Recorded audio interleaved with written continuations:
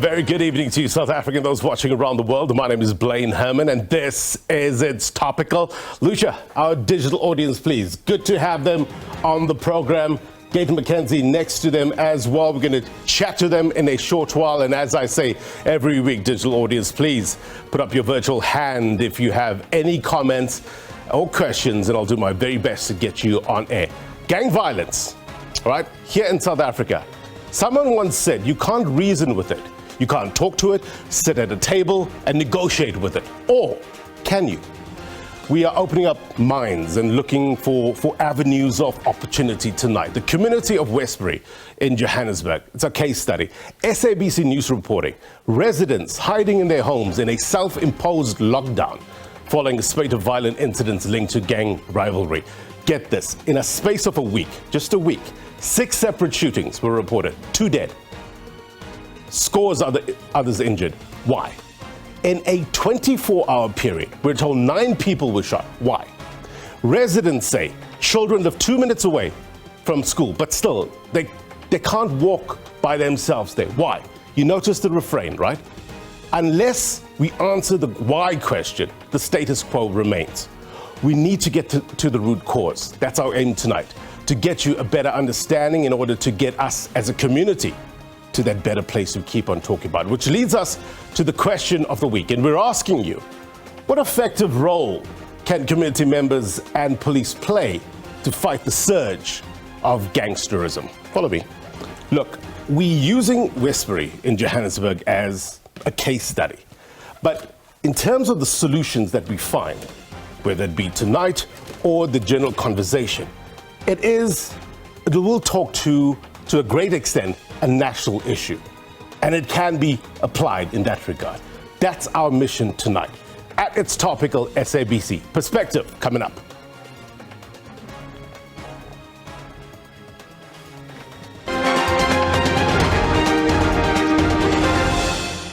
All right, let's give you a sense of what we know and why it matters. And for that, we turn to the magic wall. Let's talk to you about the types of gangs. Information here from the Western Cape Government Community Safety Department, the National Anti-Gangsterism Strategy that was developed by the National Intelligence Coordinating Committee in 2016. And Dr. Don Pinnock presented an analysis of the strategy. Right here, research. It talks to the various types of gangs, and have a look at this, right? It talks to from play groups and girl gangs, warrior gangs, and then the merchant gangs, which, according to the summary of Dr. Pinnock's presentation, are structured around the sale of illicit goods, mainly drugs. It goes on to say that these are often connected by local syndicates, local syndicate gangs, transnational organized crime groupings, corporate, and some, we're told, have links to state officials. Let's look at the next slide. Pretty busy. I'll try to break it down for you, right? Dr. Pinnock suggests that multiple factors contribute to gang formations. And here we're talking about the sphere of influence for young peoples. And as you notice here, if you can see this, right? Epigenetics added to the mix in this. It's a study, it's something that jumped out at me. It's a study of how your behavior and environment can cause changes that affect the way your genes work. Interesting indeed. Let's take a look at this now. Key actions. Dr. Pinnock suggests key elements needed in refining the strategy. And this is what he had to say, right? Public action needed, individual action needed. Talks about developing youth programs, talks about transforming public systems. They're the bottom, managing public perceptions as well as managing health issues. Important indeed. And let's look at this final slide. I'll break it down for you even further, right? It also defines the strategy, refining it in a bit, drafting action plans and creating planning teams to assess issues such as family health, schooling, adolescent crisis, employment, policing, drug markets, organized crimes, and the definition of gangs. As you can see, the list goes on, right? So, context here, important. The role of police. Now, we're told police are not supposed to be there forever. Where? in your communities. They're supposed to be there to create an environment that is stable. Then other departments take over. Then you go back to normal policing. That's not my words. Those words are of Police Minister Becky Cele. And to a large extent, I guess he's correct, right? The big question, though, is what is preventing police from creating this stable environment at a pace, underline that satisfies the community's concerns? We will discuss in a short while. Now, please be warned that this story that we're about to play for you contains graphic content tainted by gun violence, gangsterism, drugs, and crime. Westbury is under siege yet again. Living in fear, the community is now under a self-imposed lockdown. This after 13 people were shot. 2 of them lost their lives, while 11 are recovering. It comes in the wake of the murder of an alleged gang leader in the area earlier this week.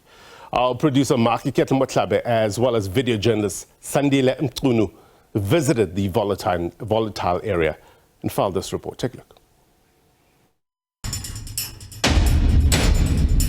Westbury, west of Johannesburg. This is where guns won't fall silent. And this is where hope is dissolved by death. On the streets, bullet-riddled bodies. It's a familiar sight.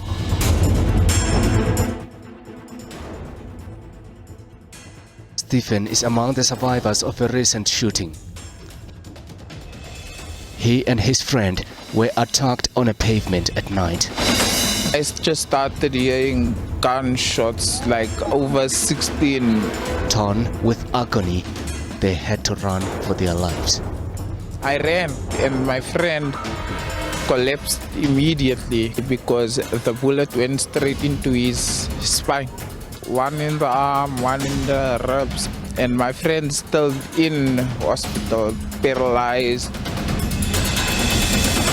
Now back at home to recover, Stephen has had a bullet carved out of his upper arm.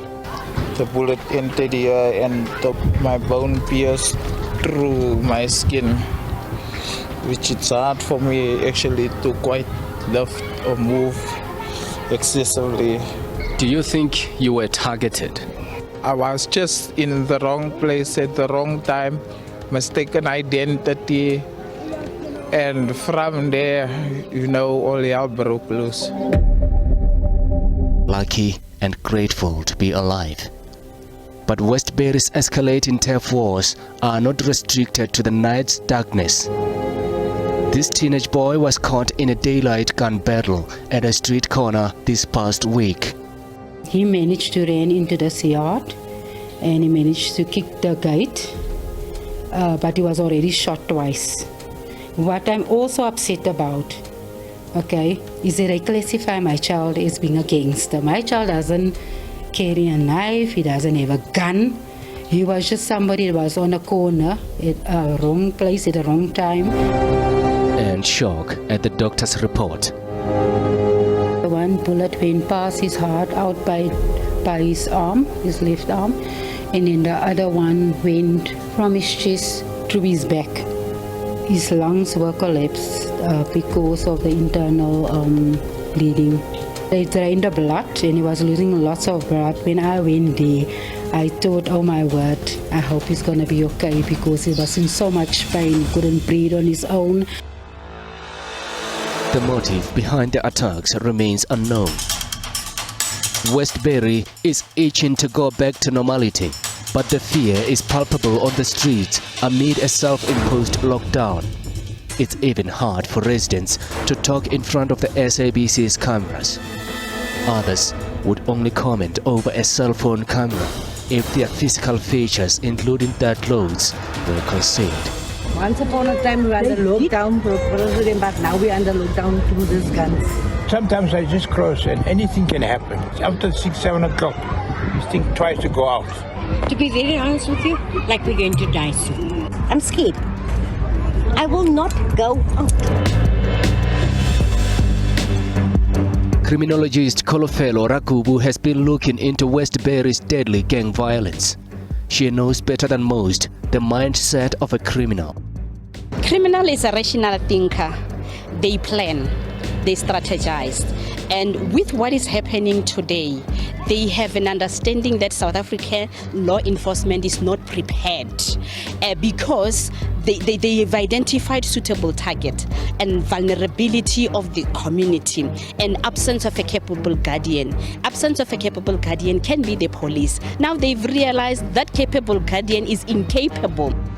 We fully agree that the numbers, the boots on the ground will definitely increase. To be more straightforward is that there are people that have moved from Cape Town to create the new fiefdoms here, to create the new chaos. Maybe it is on that score that the game, we must up our game as the police to make sure that whether you come from Cape Town or any other part of South Africa to be here, we need to deal with those. We need to deal with those matters.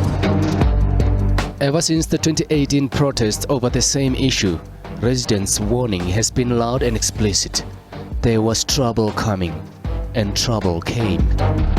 We would love to say this community deserves better than what is happening at the present moment. And when that peace that was achieved after 2018 is achieved, we'll have to find ways of sustaining it going forward. For now, the sound of gunshots will keep haunting Stephen. Every gunshot that I hear, it still leaves me running. I still feel unsafe. I feel anxiety at night. Until culprits are rounded up, Westbury will keep drowning in blood and grief as West Park Cemetery continues to become a regular meeting place.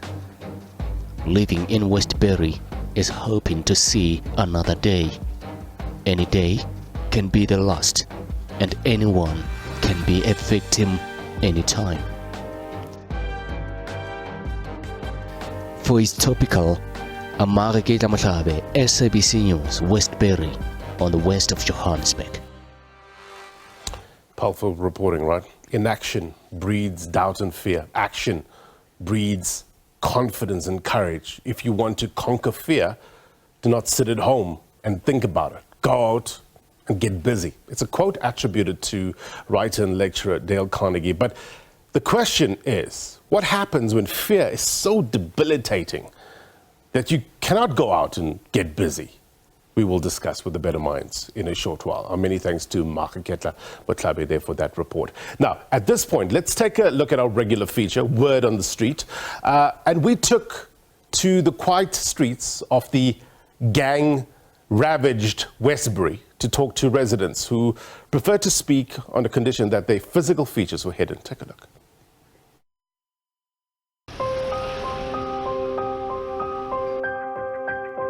It's a sad thing that's happening now. A lot of these guys that come here is from Cape Town. They bring guys from Cape Town to actually commit these crimes. When I run to the shop, I check around. I think 3 minutes. 3 minutes. In the shop and out. And as you come, once you check, you must watch your back also. You never know. I've got 6 children who don't live here. They don't even come visit me. 3-4 years I haven't seen them because they're too scared to come visit here. We have just become a godforsaken place. This is like throwing you to the wind. That's it. Personally, they choked me. Why must I consider suicide at this stage in my life? Because I'm too scared somebody else is going to take my life. No, it's not fair. The police are really doing absolutely nothing. They're driving up and down with 10, 20 vehicles, but you see absolutely no action. Young people are actually killing one another, and I'll tell you what, it's because of this drug problem that we have. And the problem is they know where all these drug dealers are. This is not a life that it's unacceptable to have a life like this. They haven't got jobs because this is going on. They're stealing pavements to earn money. Right, we really do appreciate the comments. It helps, formulate a strategy on to get to that better place that we keep on talking about. Please Let us know at It's Topical SABC. Let's discuss this. We've got unique perspective. Follow me. Digital audience here, but we've got guests that have lived some sort or part of this life. Welcome, Vidboy. Welcome, sir. Thank you. Good to have you on the program. Thank you very much. Have a seat, my brother. We also got on the video wall Gayton McKenzie, president of the Patriotic Alliance, and also former gang member. So we got unique perspective on the program tonight. Digital audience, we're going to come to you in a short while. Welcome to you first. I want to get a sense of the perspective that you're about to give us. I understand that you joined a gang as early as 12 years old, if I'm not mistaken. Talk to us about your journey. I think for me, the reason why I joined the gang was the lack of a father figure. And also the sense of me wanting to belong somewhere. Right. And also yearning, that sense of being important and that sense of being part of something greater than myself. And I think that is what drew me to become part of the gangs. And I think that's what draws many young people into gangsterism. How long were you part of this life? I joined the gangs when I was 12 years old, arrested when I was 17. And arrested and sentenced at the age of 17 to 23 years in prison. 23 years? Yeah, 23 years. I did 14. Contrary to popular belief, it's kind of like interesting to note that I thought that the being part of the street gangs would give me credibility when you join, when you're going to prison. But in actual fact, the street gangs and the numbers gangs are very different compared to what really goes on outside. So it had to be, you have to start all over again.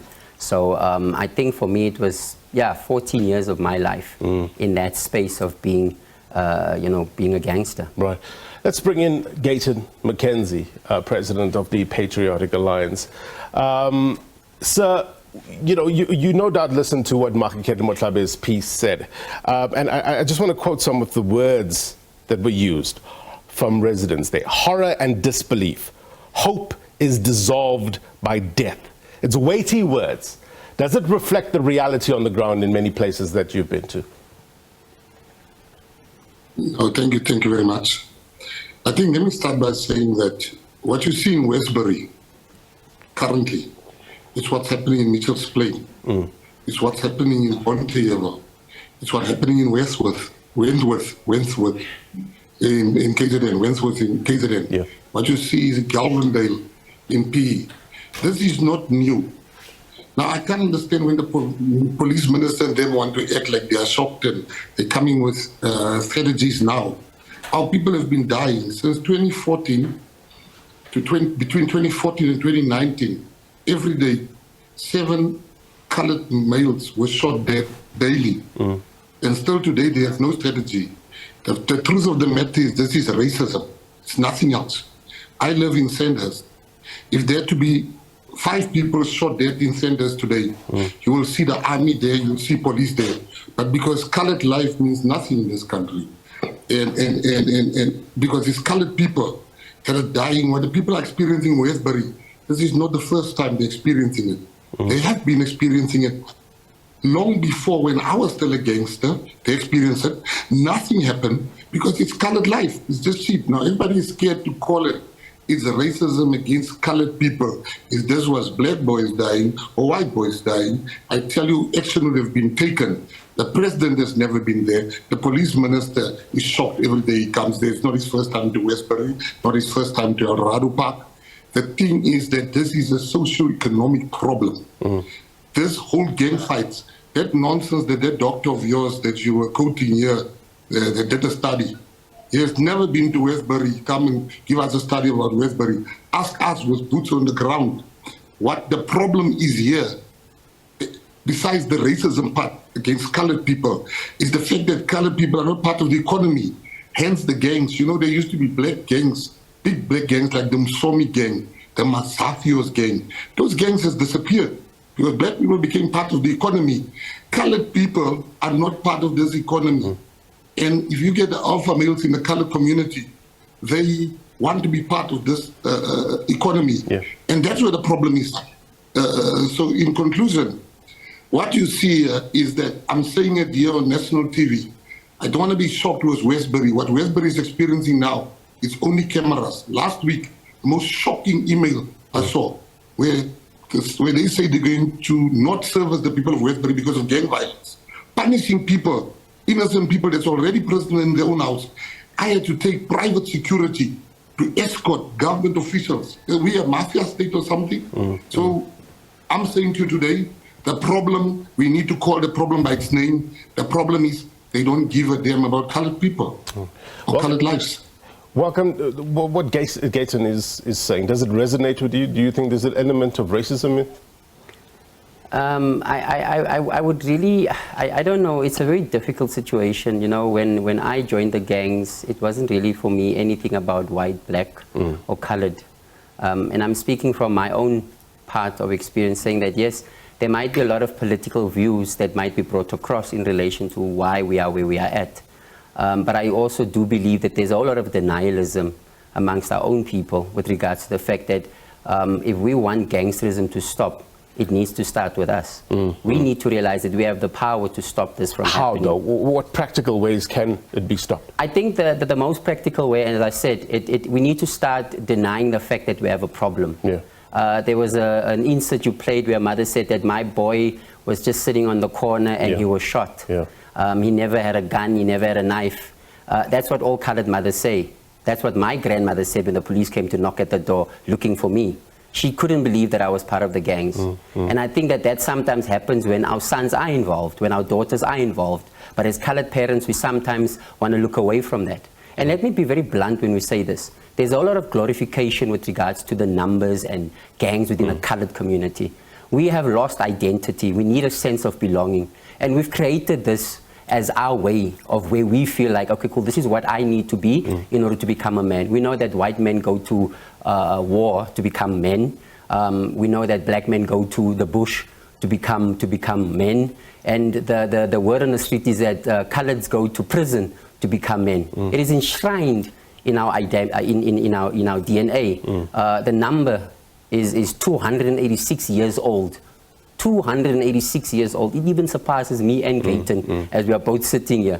So for me, I feel like in order for us to stop this, we need to look within ourselves as colored people and ask ourselves, we are much more than gangsters. We are much more than what people paint us to be. We are greater than just being drug dealers and what people are saying. We are bigger than that. So we need to kind of like come to a point of realizing that what is it that I bring to the table as a colored boy to become greater? That's it. Let's go to the digital audience now. I want to bring in Makiba. Makiba is from UNICEF. With regards to the conversation that we're having, especially the youth. You heard what the gentleman had to say, Makiba, and the socioeconomic issues that that push forward these gangsterism, people who want to feel belonging, who want to feel part of something. But can it be stemmed or stamped out at a school level? Are we looking at it at a symptom level and not addressing the root cause? Thank you so much for the host. I hope you can hear me. I have been very much saddened to hear all these news, especially the recent news related to gangsters involving the children as young as 12 years old. Now, for us as UNICEF, we have been very much shocked, and then we would like to also highlight that it is not only the gangster problem, but the latest statistical crimes that is according to the South African Police Service is giving us that 3 children is murdered daily in South Africa over the 90 days period of October to December 2022. And yet another over 21,000 children and women suffered attempted murder or grievous bodily harm. And to recover from these, it requires both physical and mental support that requires. And these are the impact of violence that are affecting children and women in South Africa. Right. Now, as the gentleman, Mr. Welcome, has been mentioning, for us, we also strongly believe that family strengthening is having a vital role in this prevention of the violence. And then also the system-wide approach that takes us to the schooling system, but also social welfare system, that we try to join our hands together to protect children. Because if I hear these statistics, these are really extraordinary situations. And we need to really race urgently to save children's lives in South Africa. And as the earlier speaker mentioned, words are not enough, but actions need to be taken by every one of us. And be proactive rather than reactive. Point taken. Tyler, I'll come to you in a while, in a short while. I just want to go back to Mr. Gayton McKenzie and something that would welcome was stressing, when looking at the root causes.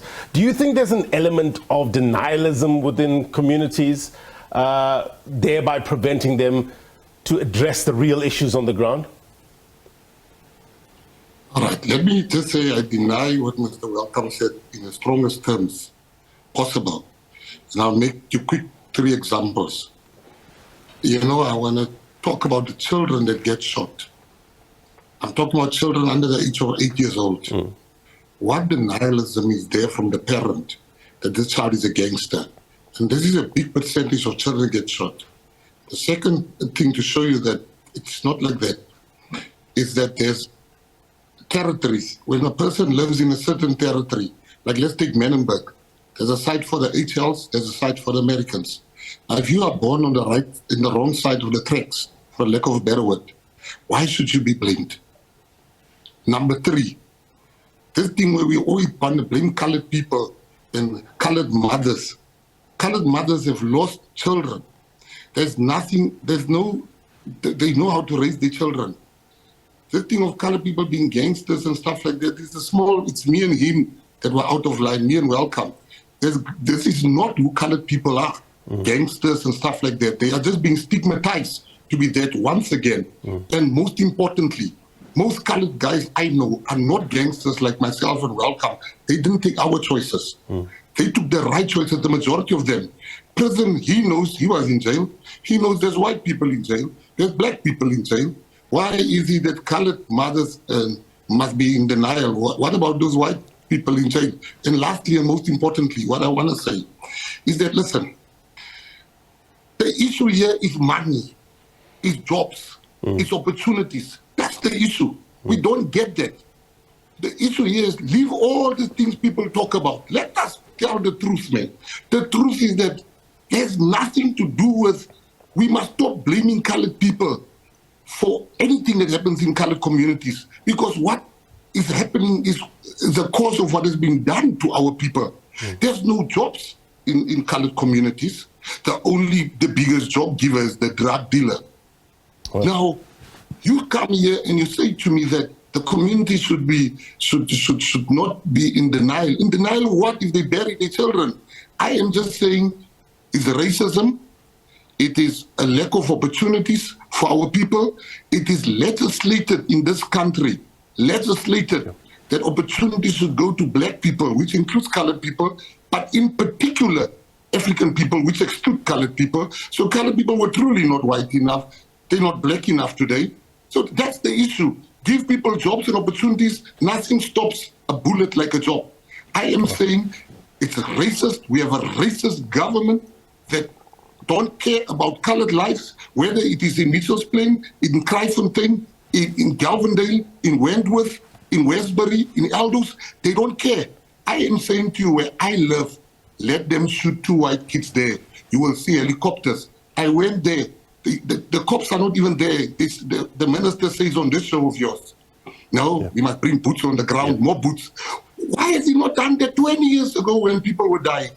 What is happening to us here is racism. He was citing in 2018 where he said there was a program installed and apparently there was peace after that. Something has gone awry. From what Gayton is saying, just a quick comment from that, and then we need to take a break, and then we need to go back to... He's talking nonsense. There's never, since myself and Wendell and them has been going to jail 20 when he was 14 and I was 12 and all this when we were gangsters, it has just became worse. It become worse. Nothing has subsided. So Becky Kele is talking nonsense. He's talking absolute rubbish, lies. All right, welcome to you. Okay, so yeah, I love Gayton. Me and Gayton, we come a long way. He's even on the same WhatsApp group. So yeah, but I'm not as inclined into politics as Gayton is. I'm just basically on the ground working with the young men and girls that are caught in gangs, and my objective is very simple. I'm studying at Henry Business School. I'm doing my MBA. You know, I've been given an opportunity to step out of that space and say, what opportunities do I need for myself to step out of gangsterism and to become a positive part of society where I can now give back instead of taking. So I believe, and I'm saying this, and I always say this to the kids that we work with, is that I'm not saying that we are denying, or we are saying that mothers are denying 8-year-old boy gets shot. What I'm saying is that parents who know that their children are involved in gangs must be open and honest to say, yes, my boy is involved. Yes, my girl is involved. I need help. The fact that they are denying that exacerbates and makes the problem worse. Kaita McKenzie, we come from colored parents. My grandmother did not know that I was in the gangs. I told her I was not, but I was. Do you get what I'm trying to say? If I had told her that I was, I would have gotten the help that I needed and I would not have ended up in prison. Right. My point is we need to ask for help. If we do not get help, then we need to create opportunities where we can get what we need to get. Because there's people that are selling fruits on the corners. There are people that are doing businesses, but we can talk about it some other time. No, we'll get back to this conversation. We need to explore these issues. I noted Tyler, Ayanda as well. We're going to come back to them. We need to take a quick break. We're looking at ways from a community-based, from police-based. How do we get to that better place? What measures, effective measures, need to be in place in order to stem the surge of gangsterism in our communities? At It's Topical, SABC. Quick break, more next.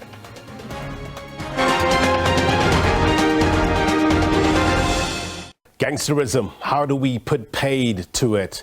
Welcome back to It's Topical. We've got a plethora of views here on the program tonight. We are talking about, look, remember what Police Minister Becky Cele said earlier this week. He went to the community of Westbury and spoke about 2018 and said peace was achieved after that. They implemented a program. He talks about another program that's going to be implemented. They're going to go back there on Tuesday to see what has been done, probably get more details. But I wonder what community and the lived reality is all about. How do we get to that better place that the minister seems to think we can achieve? He also spoke about the community wanting different departments to get involved other than the police. I would think social development is one of them, to get involved more at a grassroots level. Let's take it to the digital audience, get their perspective. Tyler, Nika, jump in please. Your take on our conversation tonight. Good evening, everyone. Just to add to what's been said, I would like to draw attention to the Indian communities and the gangs within the Indian communities. There are no boots on the ground there. Indian youth die every day. So let's move away from talking about a specific race. Let's move away from that and focus on how we can move forward and how we can develop interventions. And for me, I really think that we can move by starting at grassroots level. Let's start at the foundation phase. Let's ensure that we target our youth, that we keep our youth so busy, so engrossed in things that are more important than turning to drugs, than turning to gangsterism, than joining a gang. How do we do that? We work together as a community. We start by adding more aspects of developing them positively to our life orientation curriculum. Right. We have NGOs coming in. We work together to ensure that our youth move forward positively and do not turn to gangsterism. Tyler, thank you very much indeed. Let's hear from Ayanda, then we'll go to Smangele as well as Tubbs. Ayanda, to you first. Greetings, everyone. My take on today's topic is that I wanted to add something on the denial of the community. Right. I personally believe that community safety is everybody's business. We all need to take part on our safety. Firstly, by reporting the people that we know that are terrorizing our communities. I know there are a lot of problems there because the communities, sometimes they do not trust the law enforcement or any other agencies that are helping our communities. But we need to contact other agencies rather than the ones that we know that are protecting our communities, seek for media coverages if we have to, and also in ensuring the community about our safety. We also have to address. We also have to put strategic plans based on the investigation on how do we go about investigating the criminal cases that we already have about gangsterism, putting on how do we control the ongoing gangsterism violence, and also putting the prevention measures for future crimes on gangsterism. Because if we take back at Westbury, there was a strike on 2018. The community was striking because of gangsterism, because innocent people were hurt in the process. So what did they're more of like, what did the law enforcement agencies did to prevent that? Okay, the temporal solutions to that were put into place, and they helped to curb the gang violence going on. What about the future? What is it that we are going to put forward on the future, moving on from now, maybe 2 years from now, to prevent that there are no more gangster violence cases that we experience as the community? I see a lot of heads nodding in agreement. Simangele, your take? Good evening, everyone. Thank you very much for allowing me to be part of this important discussion. Now, I want to respond to the issue of race and the issue of the not reporting, why people not report crime. When it comes to race, I don't think that we should focus much on the race and say it's colored people that are part of gangs, or that it's colored people that are more affected. The focus should be on the issues that are affecting people in the community. It can be a black person, it can be a white person, or an Indian person, or anybody in that community. The focus on the factors should be the poverty. We're looking at poverty. The factors that contribute to crime include poverty. They include unemployment, inequality, the lack of security in these poorer communities. There's no security there.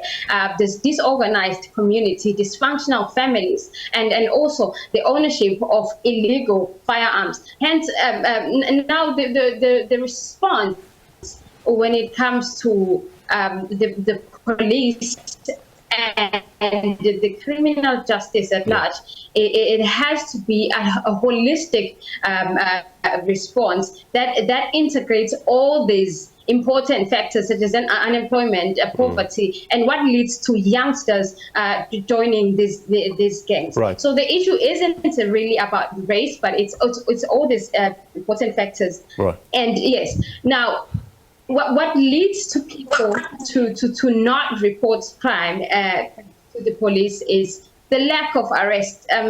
We've seen in the reports that there's a lack of responses when it comes to the police. That's a people deterrent, are not happy when it comes to Also, the issue of fear.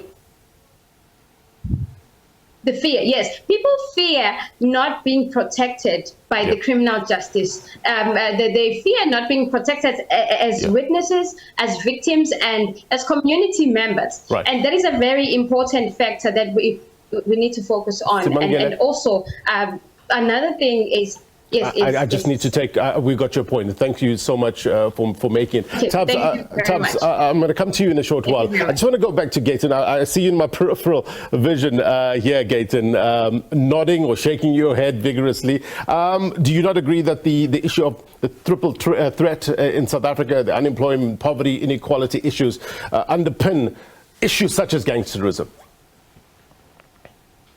Now, firstly, I agree with that. Yeah. But let me just tell your audience here, 80% of the guns that kill, that the gangsters use, are police-issued guns for the past 20 years. 80%. If you get shot, there's an 80% chance that was a police-issued gun. So the cops are involved. Number two, people say you must report. You know how many people we have personally buried that has reported gangsters, then the gangsters kill them. You know how many people go into witness protection and then they get killed in witness protection. Now I hear people say don't mention race.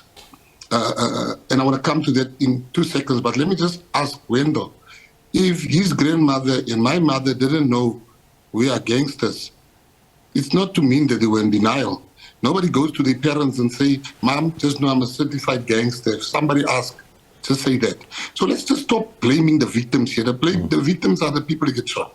And the lady that said Indian guys get shot, that is 0.1% compared to the colored people that get shot.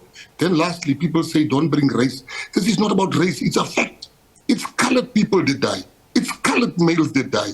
It is in colored communities where this is happening. It is in colored communities where there's no police. Now, I'm not going to come here and try and be diplomatic when people bury their children. I'm not going to take it when people blame colored mothers for gangsterism, because no mother wants their children to be a gangster. The issue here is simple. It is economic. It's an economic problem, but it happens in groot deals. It happens mostly to colored people. Don't come here and tell me about other races. Their children don't die. The statistics speaks for themselves. We're talking facts here, not making other races feel nice. It is racism. It is colored. It is racism against colored people. That's why you don't have the army there. What's the solution? The solution is simple. Two things. Give colored males the same opportunities you give black males and colored and white males. And secondly, bring in the army to stabilize. Stop all the guns. The problem is that the police. So what I'm saying is bring in the army to stabilize, give people jobs, give them opportunities, and arrest the gang leaders. We all know who the gang leaders are. But you see, the problem is they take money from the gang leaders. That's why they can't arrest them. When you say bring in the army, is it more of a visual deterrent rather than the policing, because they're not obviously trained in order to police a community? Is that what you're banking on? No, the army guns is not the ones killing our people. It's the police guns. It's like it's like, let me make you an example. It's like you hitting people over the head and then you're the same one they're asking a grandpa from. It doesn't work like that. The police guns are killing our people. Now you want the same people that sell the guns must be the ones that stop the peace. It's a business for them. I am saying bring the army in to stabilize, to be out of the cars and walk the streets. If somebody shoots, they can kill him or they can arrest him. That's the fact. Now, people mustn't sit here and say, I bring race in. It is colored people dying. What must I come and say? It's not. Let's bring in Tubbs. Tubbs, let's talk to you, and then we go to Cameron and Liso, in that order. Tubbs? If you can unmute, Tubbs. Let's give you one more chance. There you go. Go on. Okay. Can you hear me now? Loud and clear. Go on, sir. Yes, sir. Thank you so much for the opportunity. My name is Tapelo Masokwane. I'm living in Soweto. And I concur with what my brother there, McKenzie, is saying. I've spent almost 9 years behind bars. What I hear here that is being discussed, most of people are giving intellectual and philosophical answers without actually going to the root cause of the problem. What is the root cause? Because you can never deal with effects effectively unless you go to the root cause. We ourselves have been within the framework of the gangs. I've lived that life. Most people, they are talking from their academic, intellectual space, not actually speaking from experience. I don't agree with McKenzie's political view, but what is the root cause? The violence, the anger, and I'm not talking from intellectual space, but I'm talking from experience. What is the violence? It is the anger, it is the frustration. I've lived in Westbury, I've lived in Reicha Park. I've seen and I've been involved in violent gangsterism activities, which I'm not proud of. But now we are talking especially about the problem rather than talking about the solution. What is the solution? Most of young people within these townships are experiencing economical exclusion. And this is the problem. No one wakes up and decides to be a gangster. It comes from a family. Now, let me give you context. We come from families that are dysfunctional and incomplete. The father is not there, mother is drinking. There's a whole lot of problems that are going on which create anger. In these schools, I've seen young people who are angry because of what? Poverty. Now, we need to come with what is the solution. The solution it's now stepping in and try to change the mindset psychologically, but not just the mindset, and addressing the economy. The problem is here because this violence, it's about drugs, it's about money, it's about poverty, that's where the problem is. Unless and until we address the real problem, we will come into platforms like this and give our academically intellectual answers, which will not help anybody. What is the solution? We need to address as we go back to our communities, as we go back to our personal space. What is the solution? Most of those people are speaking from their comfortable homes. I'm in Soweto, I'm in Zola. Now as we're speaking, somewhere in the street, someone is being robbed, not because people want to live that type of life, but unless and until we address the economical situation. Imagine there are postgraduates. Now you can think that maybe people who are committing crimes are uneducated, and no, it's not like that. There are postgraduates that I know today with their degrees. They are involved in crime because opportunities of employment, opportunities of business, opportunities are not favoring them. So we need to address the real issues. And it needs to happen, I guess, Tubbs, it needs to happen at the same time, simultaneously, isn't it? You need to change mindsets as well as fix the economy. Simultaneously, it needs to be a walk and chew gum at the same time kind of scenario, isn't it? So before I tap out, I'm just saying this, my dear brothers and sisters, until, and this is the problem, poverty is systematic. Poverty is systematic.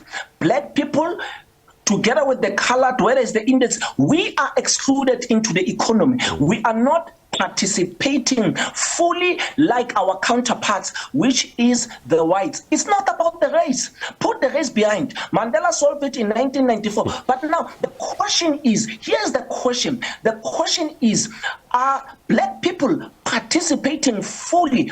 I'm telling you now, I'm unemployed. I'm unemployable because of my criminal record. But now the challenge is, should I go back to the gang and continue with that type of lifestyle, or should I continue and try to educate people? This is psychology. It is the mindset. People who are here, and I'm not saying this in a bad way, they are giving intellectual answers.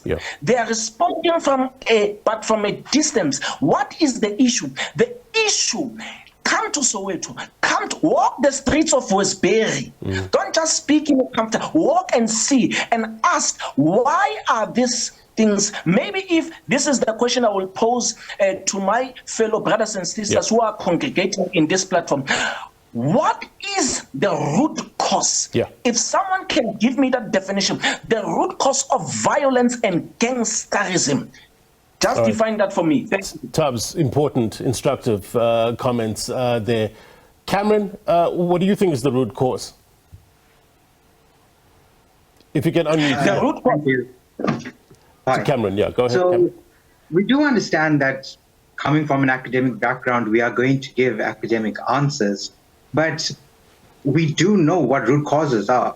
We know that economic solutions need to be in place. We know that infrastructure in communities that were previously disadvantaged need to be improved. But going through all of that, it needs to be the community itself that actually takes the ambit at the end of the day. I know personally within the community of Merebank in Durban that community members themselves have come together and created gardening spaces within their schools to employ youths.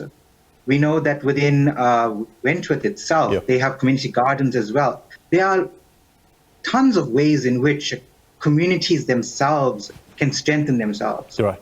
Cameron, thank you very much indeed. Lisa, I'm going to come to you in a short while. I just want to get our viewers a sense of what we're talking about here. It's something called citizen journalism, right? To a segment now that aspires to bring a lasting solution. We visited Jefferson Johnson, who lost his brother Wayne in a shooting in Westbury about 7 years ago. But he is putting purpose to his pain. The 49-year-old is now an anti-crime activist in the area, and Johnson is advocating for a crime-free Westbury. Here's his story. About 7 years ago, to be exact, in May, on the 15th of May, my brother was shot, and 4 days later, my brother passed. And, I never really thought that I'd be able to get over his death. That is in so much pain that I was, and the rest of my family too. And just the one night I looked at my mom and I thought to myself,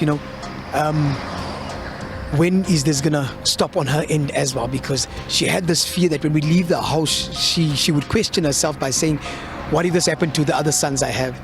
And that thing made me change my mind as to, what if this is just a call to say that, stand up for somebody else? Because I wouldn't want to have anyone else go through what we've been through. It was hell. And every time I get to see this in somebody else's eyes, I know exactly that this is exactly how I thought about 7 years ago. So this is my push towards it, is to make sure that not another family gets affected by death or by another shooting. We are known as mighty men of God. So we go around all these guys. Most of them come from a heavy background of drugs, a heavy background of gangsterism, a heavy background of worst things ever that we can think of.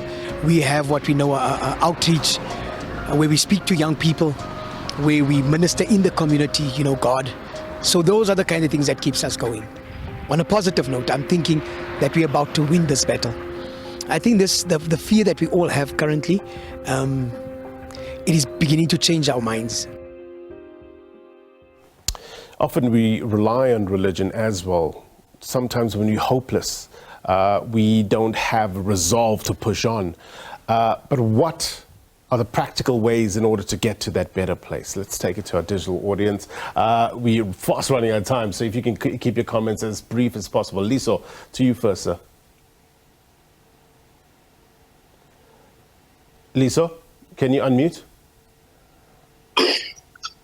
Go ahead. Good afternoon, Mr. Herman and your viewers at home. My standpoint is I've been listening to my colleagues. Some have been saying that the root cause is poverty. Some are saying the root cause is dysfunctional families. And the guest that you are having there, Mr. Blaine, is saying the root cause is that most of gangsters want to have a sense of belonging. But my question that is rising from my logical perspective is that why is the youth continue to be involved into gang violence, right? Despite that South Africa is deemed as an African country that can be categorized as more developed. My point of view is that this question goes beyond economic reason, and I can say that most young men, they get involved into gang violence because they want to express themselves. Right. Lisa, I can say these young men, they want to express themselves in a masculine manner. All right, I see Tubbs is shaking his head there. I'll try to come to you if we have time. We've got 2 minutes left. Spapelo, let's get your comment, and Tobile if we can. Yes. As brief as possible. Okay. So the concern is here is that how do we allow the community to fit in the society? So I heard the previous speaker saying there are races which seek for a sense of belonging. Let's allow individuals of the society and give them a role to play in the community police. So and bring them close with the police, so they are able to cooperate with the police, bring information. Because if these two parties do not cooperate, it makes the police job to be very difficult. Right, Spapelo, thank you very much indeed. I have to wrap things up. Tobile, I beg your pardon. I'm going to try to get your comments and put it on our socials. I just need to get final comments. Welcome to you first, briefly as possible, and then to Gaten. Your final comments. So I agree with all the panelists, and I think it's a very important thing that everybody must work together. Whether you're from an academic background, wherever. I mean, me and Gaten, we also come from the streets, but we're no longer there. You know, he lives in Sunning Hill, and so therefore everybody has an opportunity to rise above where you come from, so that you can actually have better pastures. But what I want to say is that we can work together, not in silos. Academics have a big part to play. People on the streets have a big part to play. We can turn our pain into a gain, and that's what I can say. Turning pain into a gain. Gayton, we've got 15 seconds. Your final thoughts. Gayton, if you can unmute. We just lost you there. Yes, I'm saying 15 seconds. Number one, I cannot disagree more with the fact that a community is to be blamed. No community is to be blamed. It is the police and the government and the politicians. And the second point is, really, man, we can't listen to nonsensical suggestions of gardening. People must make gardens. This is not belonging, sense of belonging. This is survival for the people. So the thing that people come here on the show and say they must start gardens. People are dying. So we must really think before we speak. How if everybody does the kitchen gardening thing there in Westbury, how will we stop the killing? Let's talk to the issue. And the last question I have for everyone when they go home, ask yourself, why is it not white boys dying, or even black boys dying, or Indian boys as much as, why is it colored boys? Answer the question for yourself today. Thank you very much. There we go, posing the questions. Gayton, thank you very much indeed. Welcome. But boy, as always, pleasure speaking to you, digital audience. Value added indeed. Here's my take. Navigating through a chaotic world, country, province, city, community, where often there's a lack of positive opportunities, right? What happens? You search for identity. You search for a place of belonging. A gang, an organized grouping, it proffers an aggressive meaning of belonging. What undergirds gang violence? The material answers to that question is not in the headline, teenagers shot and killed in gang shooting. Tragic as it is, that is the symptom. We need to get to the cause. What's normally behind the headline, right? And you'll only get the answers if you go to the affected areas and relentlessly ask the questions. Don't go there only when there's cameras, right? When a death in a community leads a news bulletin, when a program like It's Topical dedicates a whole show to the issue. Again, be proactive rather than reactive. Change the game by staying ahead of the game. And that's my take. If you missed anything, be sure to watch It's Topical on YouTube. Until next week, my brothers and sisters, take care. Bye-bye.